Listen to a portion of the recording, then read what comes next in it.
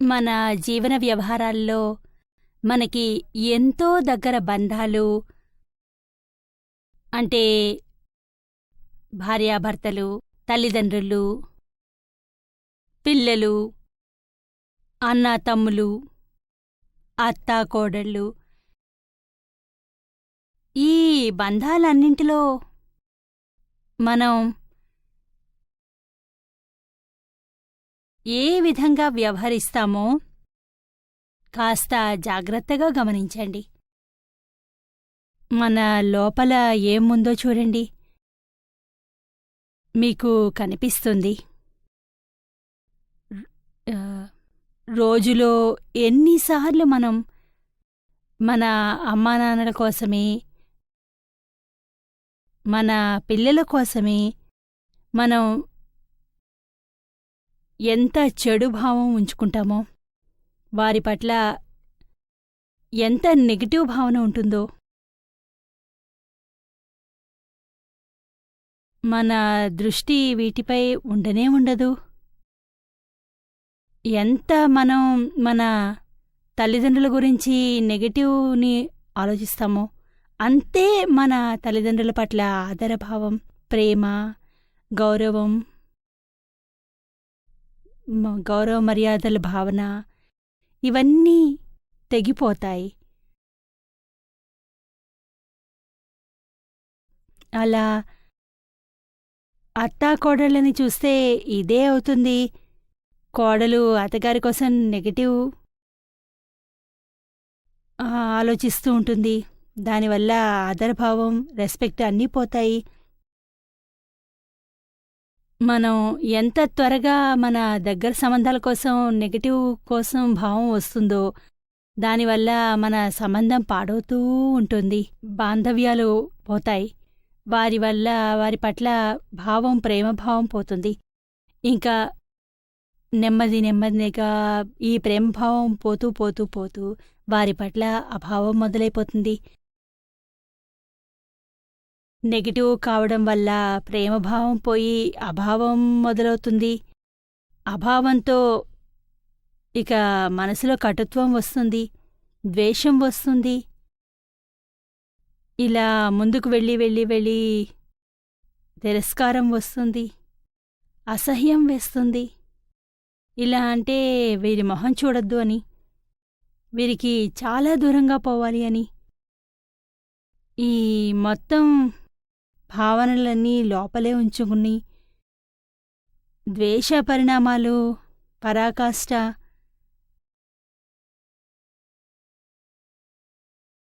ఇంకా జీవితంలో వీరితో కలిసి జీవించే, వీరితో కలిసి ఉండే భావనే ఏమాత్రమూ ఉండదు. చివరికి వారి నుండి విడిపోతారిక. మనం మన వైపు నుండి ఆ స్థితిని తీసుకురాకూడదు. అందువల్ల మొదట్లోనే మనం అన్నీ గమనించాలి. మనం ఎవరి పట్ల నెగిటివ్ కాకూడదు, ఎవరి పట్ల కూడా నెగిటివ్ కాకూడదు. ఇంకా నెగిటివ్ అయితే అక్కడి నుండి తీసి పారేయాలి, పాజిటివ్ చేసేయాలి. ఇది చాలా చెడు చెడు చెడు అని అనుకోకూడదు. నా దృష్టి చెడు, నా దృష్టి చెడు ఎంతంటే నాకు నెగిటివ్ కనిపిస్తుంది. మన దృష్టి పాజిటివ్ ఉంటే అంతా బాగానే ఉంటుంది. కానీ అంటారు కదా, దృష్టి ఎలా ఉంటే సృష్టి అలాగే ఉంటుందని. ఈ విధంగా నేర్చుకోవాల్సి ఉంటుంది. నీరుమా, నేను నిన్న ఓ వృద్ధాశ్రమానికి వెళ్ళాను. అక్కడ నాకు ఒక ప్రశ్న ఎదురైంది. అది ఎలా అంటే, ఇంగ్లీష్లో సామెత ఉంది కదా, necessity is the mother of the invention అని. అలాగే ఈ వృద్ధాశ్రమంలో ఈ ఇన్స్టిట్యూషన్ మోడర్న్ వరల్డ్ది, మన భారత సంస్కృతి పెద్దలకి సేవ చెయ్యాలి అనేది అలా అంటారు. ఇక ఇలా మన సంస్కృతి లోపలే దూషణ, నేను దీన్ని దూషణ అనే అంటాను. ఈ దూషణ వంటిది, ఇది అప్పుడప్పుడు దీన్ని దోషణ లేక భూషణ అని పిలవాలా అని తెలీదు. ఎందుకంటే సంపూర్ణ నిరాధారం అయ్యారు వారు. ఈ సమస్య ఎలా అయిందంటే తల్లిదండ్రుల పిల్లల మధ్య దీనికి పరిష్కారం ఏ విధంగా తీసుకుని రావాలి? ఇద్దరూ శాంతంగా ఉండాలా? నేనక్కడికి వెళ్ళి ప్రశ్నించాను ఆశ్రమం నడిపే వ్యక్తిని. ఆయనన్నారు, కొడుకులు వచ్చి వదిలి వెళ్ళిపోతారు తల్లిదండ్రుల్ని. కొడుకులు తిరిగి రారు మళ్ళీ చూడ్డానికి. కానీ అమ్మాయిలు మాత్రం వస్తారు.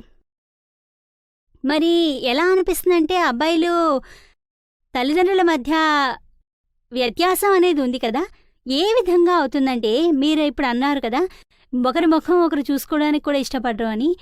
దానికి పరిష్కారం ఏమిటి అవుతుంది? ప్రాబ్లం ఇది ఉంది కదా, దీనికి సొల్యూషన్ లభించాలి చక్కటిది.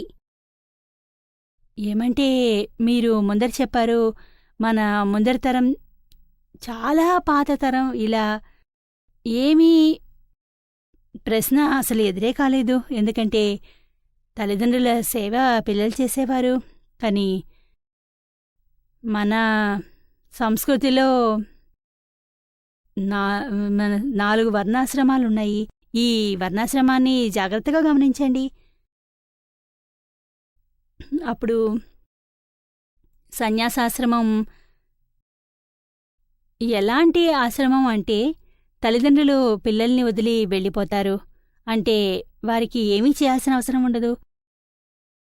తల్లి కోడళ్ళ అంతా స్వతంత్రులుగా ఉండేవారు. ఇంకా వారు కూడా మంచి సంతోషంతో ఇంటిని త్యాగం చేసి సన్యాసాశ్రమం చేసి ఆత్మని వదిలి వెతుక్కుని వెళ్ళిపోయేవారు. బహుశా అన్నిటికంటే ఉత్తమమైనది ఇదే మార్గం అనుకుంటా.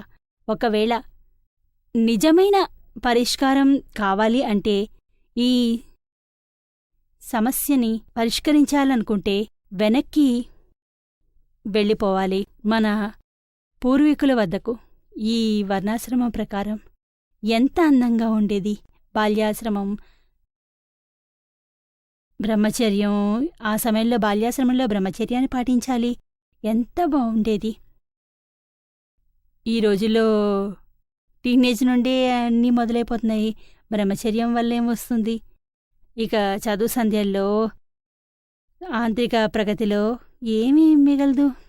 ఇక అంతా అయిపోయింది. ఎంత అందమైన ఆశ్రమం అది. చదువుకునే సమయంలో బ్రహ్మచర్యం అవసరము. ఇక గృహస్థాశ్రమం. ఆ సమయంలో మీకు తెలివితో, ఆయుష్తో మీ భార్యాభర్తలతో కలిసి జీవించండి. ఏది ఉన్నా ఈ ప్రపంచంలో అన్నిటినీ నేర్చుకోండి. బాధ్యతల్ని అన్నిటినీ తీర్చుకోండి. ఆ తర్వాత వానప్రస్థాశ్రమం వచ్చేది. ఇంట్లోనే ఉండి తమ పిల్లలు, కోడళ్ళు అన్నీ పనులు నెరవేరుస్తారు. కానీ విరక్తి పొంది ఇంట్లో ఉంటారు.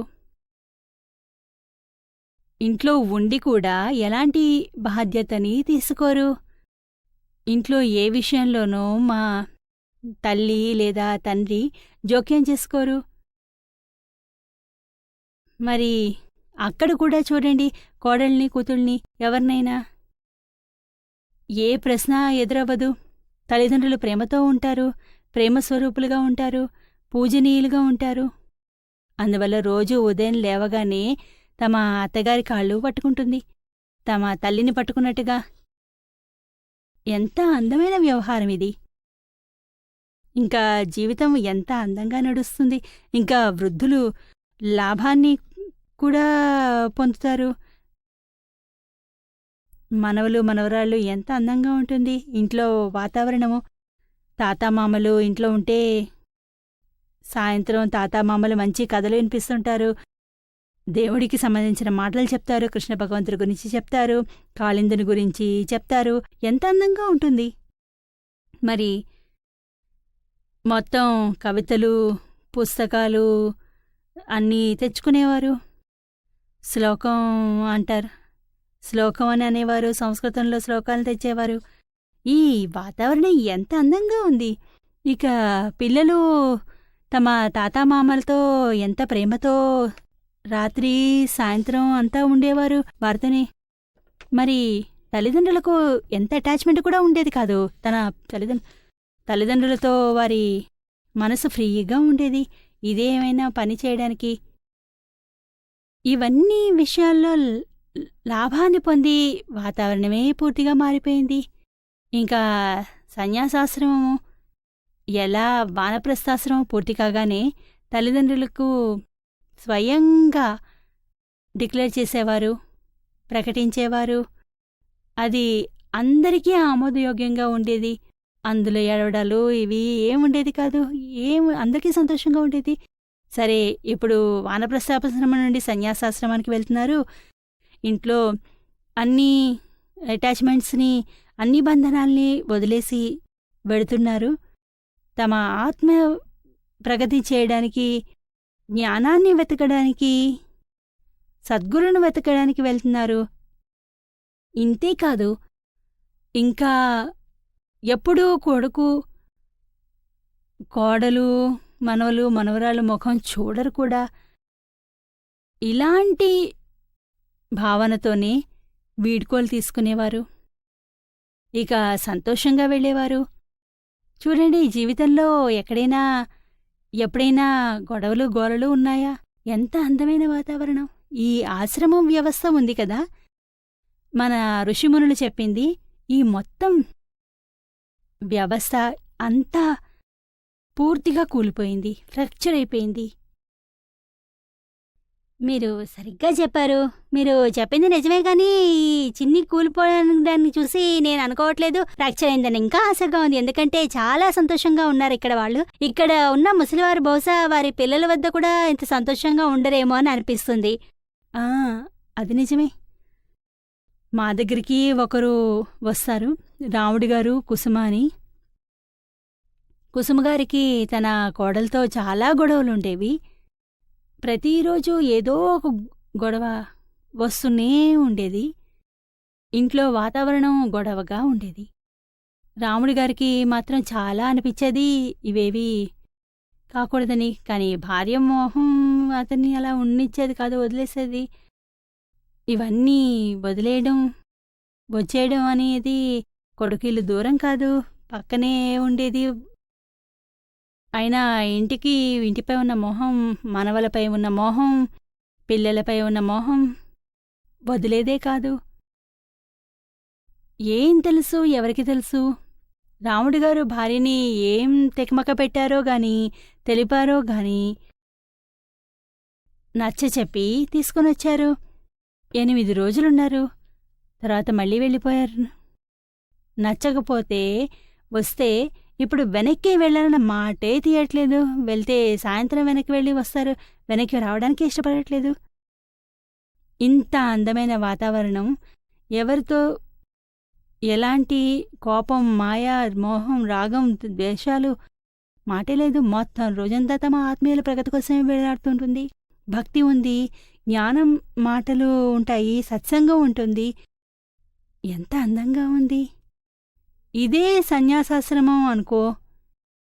ఈ ఆశ్రమం నేను పెడితే అడవుల్లోకి, సద్గురువు దగ్గరికి వెళితే ఇలాంటి వాతావరణం, ఇది కాస్త మోడర్న్ గార్డెన్. పాతకాలం కాదు, ఇది మోడర్న్ అందమైన గార్డెన్లా తయారైంది. దాంతో పర్ణకుటీరము, ఇప్పుడు పర్ణకుటీరం లేనే కదా. ఎందుకంటే ఇక్కడ ఉండేవారు కూడా ఎంతోమంది ఫారెన్ నుండి వస్తారు. అందుకే వారి లెవెల్ వారు ఉండాలి. ఎవరికి ఏ కావాలో అలా దొరుకుతుంది.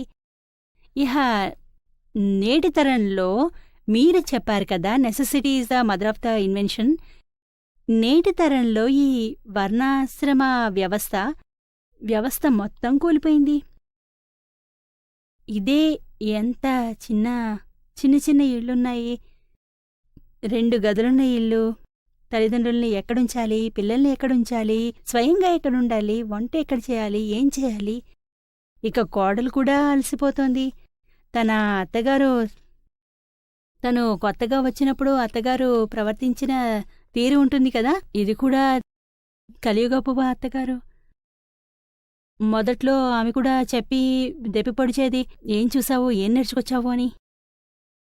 మీ అమ్మ ఏమీ నేర్పించలేదా నీకు? ఏం తెచ్చావు నీ ఇంటి నుండి? ఏ వస్తువుని తేలేదు, సంస్కారమే లేదు, ఏమీ రాదు, ఇది రాదు, అది రాదు అంటూ దెప్పి పొడుస్తూనే ఉంటుంది. అది మనసులో నిలిచిపోతుంది. నోట్ డౌన్ అయిపోతుంది. మర్చిపోలేదు ఎప్పటికీ. దాని టైం వస్తుంది కదా, మొత్తం వసూలు చేసుకుంటుంది అత్తగారితో. ఇది యాక్షన్కి రియాక్షన్ అవుతుంది. ఇందులో ఎవరూ నేరస్తులు లేనేలేరు. అంతా ఒకే దృష్టితో చూస్తున్నట్లుగా ఉంటుంది. రెండో దృష్టితో చూస్తే కోడలు గుణం అని, వృద్ధాప్యంలో కోడలు మంచిదవుతుంది, కోడలు గుణం వృద్ధాప్యంలో చక్కగా ఉంటుంది. ఎప్పుడూ ప్రౌఢ వ్యవస్థలో అత్తగారు దోషంగా ఉండేది. కానీ ఎదురెదురుగా బ్యాలెన్స్ అవుతుంది కదా. ఎవరు ఎవరికి దోషులు కారు. నేను ఎప్పుడూ దోషిగానే చూడను. ఇందులో నుండి ఏ విధంగా పరిష్కారం వస్తుంది, ఈ మార్గాన్ని చూడాలి. కోడల్ని కోడలుగా తెలపాలి, అత్తగారిని అత్తగారిలా తెలపాలి, వదిలేయాలి. ఇవన్నీ వదిలేస్తే సన్యాసాశ్రమం సమయం వచ్చినా కూడా గృహస్థాశ్రమంలా కూర్చుంటే ఎలాగా? వానప్రస్థాశ్రమం బతుకు, సన్యాసాశ్రమం లేదు. వానప్రస్థాశ్రమం అయితే ఉంది కదా. ఇంట్లో వదిలేసేయాలన్నీ కోడలిపైన, మా కోడలికి అప్పగించే బాధ్యతని. లేకుంటే మీరు స్వయంగా కూడా చెప్పారు, మీరు కూడా అత్తగారి నుండి లభించింది తీసుకున్నారు. కొడుకు కూడా అత్తగారి నుండే దొరికింది కదా. మీరు పుట్టింటి నుండి తెచ్చారా ఏమిటి? దీన్ని స్వీకరించండి. ప్రేమతో సంబంధాన్ని నిర్వర్తించండి. ఇంకా మీ అమ్మ ఎన్నో మైళ్ళ దూరంలో ఉంది. ఇప్పుడు మీరింకా మీ పక్కనున్న అత్తగారిని మీ దగ్గరుంటే ఆవిడే మనకి అసలేనమ్మ. మరి మీ అమ్మ అంతే ఎంత ప్రేమ ఉందో అంతే ప్రేమ అత్తగారితోనే చూపించండి, సేవ చేయండి. మీ అమ్మ ఏదైనా అంటే మనం మనసులో ఉంచుకుంటామా? ఎవరైనా ఉంచుకుంటారా అలాగా? క్షణాల్లో మర్చిపోతారు. అలాగే ఈమె కూడా మన అమ్మ. వారు కూడా ముసలితనంలో తన బ్యాలెన్స్ని వదిలేసుకుంటుంది, పట్టు వదలకుండా ఉంటుంది. ముసలితనంలో తెలివి తక్కువగా ఉంటుంది, జ్ఞాపకశక్తి తగ్గుతుంది, చెప్తే విధానం సరిగా ఉంటుంది, తిండి తిప్పలు సరిగా ఉండవు. ఇవన్నీ బలహీనతలు వృద్ధాప్యంలో ఎదురవుతాయి. దీన్ని తెలుసుకుని నిలదీసుకోండి. ఈ విషయాల్ని తెలుసుకోండి. వృద్ధాశ్రమంలో ఇది కూడా అవసరమే. అవసరమైతే ఏ తల్లిదండ్రులకు నిజంగా మీకు ఆసరా లేదో, నిజంగా పిల్లలు వెధవలుగా ఉంటే వారెక్కడికి వెళ్తారు? ఎక్కడికి వెళ్తారు వాళ్ళు పాపం? వారి కోసం కూడా ఈ వ్యవస్థ అందమైనది. ఇంకా ఇక్కడ మన మధ్య అంత డెవలప్ కాలేదు వ్యవస్థ. వృద్ధాశ్రమం ఉంది, కానీ ఫారిన్లో చాలా అందమైన వ్యవస్థగా ఉంది. నాకు గుర్తుంది, అన్నయ్య చెప్పారు. ఎవరి నుండి నేను జ్ఞానాన్ని పొందానో, జ్ఞాని ఆయన అన్నారు, సాంసారిక విషయాల్లో దేనిపై గురించి ఎక్కువ ఆలోచన రాదు. ఆత్మ తప్ప ఇంకే సాంసారిక విషయం నాకు గుర్తురాదు. ఆలోచన రానే రాదు. కానీ నాకు ఒక ఆలోచన తప్పకొస్తుంది. ఈ కాలంలో వచ్చే ఆలోచన, ఈ కాలంలో వృద్ధులకు ఏదో ఒకటి వృద్ధాప్యం వంటి వ్యవస్థ చేసి తీరాలి అని ఆయన స్వయంగా చెయ్యాలన్న కోరిక ఉండేది. ఆయన అనేవారు, ఈ కాలంలో వృద్ధ తల్లిదండ్రుల పరిస్థితి ఏమిటి? చెప్పలేదు, వినలేరు, బతకలేరు, చావలేరు. ఇలాంటి స్థితి వారిది.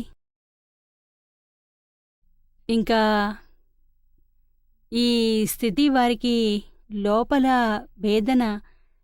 నేను నా జ్ఞానంలో అటు ఇటు చూస్తే నాకు అనిపించేది, వీరి కోసం ఏదైనా చెయ్యాలి అని. వారి కోరిక ఏమంటే, ఈ వృద్ధాశ్రమం ఇలాంటి శబ్దం ఉంచుకోవద్దు.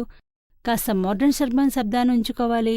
వారికి అలా అనిపించకూడదు, నేను ఏదో వృద్ధాశ్రమానికి వెళుతున్నాను, నా పిల్లలు నన్ను వదిలేస్తున్నారు ఏదో ఆశ్రమంలో, ఇలా ఉండకూడదు. ఆ కాలంలో ఏదో మోడ్రన్ విషయం ఉండుండాలి. ఎక్కడ ప్రవేశించగానే వారికి అనిపిస్తుంది నేను అమెరికాలోని ఏదో చిన్న గ్రామానికి వెళ్తున్నాను అని. అందరూ ప్రేమ కూడా అంత ఎక్కువగా ఉండేది. మరి వ్యవస్థ అవసరమైనది. ఎవరి పిల్లలు, కోడళ్ళు లేదా కూతుళ్ళు, అల్లుళ్ళు ఉంటారో, వృద్ధ తల్లిదండ్రుల ప్రేమతో ఉంచుకుంటారో, వారికి సేవ చెయ్యాలి. మరి తప్పక తల్లిదండ్రుల ప్రేమ ఉంటుంది, ఇంట్లోనే ఉంటారు. వారికి మన హిందుస్థాన్, భారతదేశంలో ఎన్నో ఏళ్లుగా వస్తున్నది నమ్ముతున్నారు. ఇలా ఉండలేరు వాళ్ళు. అమ్మ ఇంట్లో ఉండరు కదా, ఇది మర్యాదకి తక్కువ. నమ్మకం. మన కొడుకు వేరువేరు రక్తం ప్రవహిస్తుందా ఏమిటి కూతుర్లోనూ? మన కొడుకు ప్రేమ, కూతురి ప్రేమ వేరువేరుగా ఉంటుందా? కొడుకు కోడలి మధ్య బాధ్యత తల్లిదండ్రుల కోసం సమానమే. ఇదే సమాన వ్యవస్థలో ఉంది. మరి ఎందుకు చేయకూడదు? ఇందులో ఇబ్బంది పడాల్సిన పనే లేదు.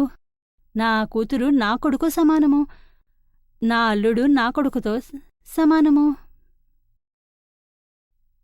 మరి తప్పక ఉండు.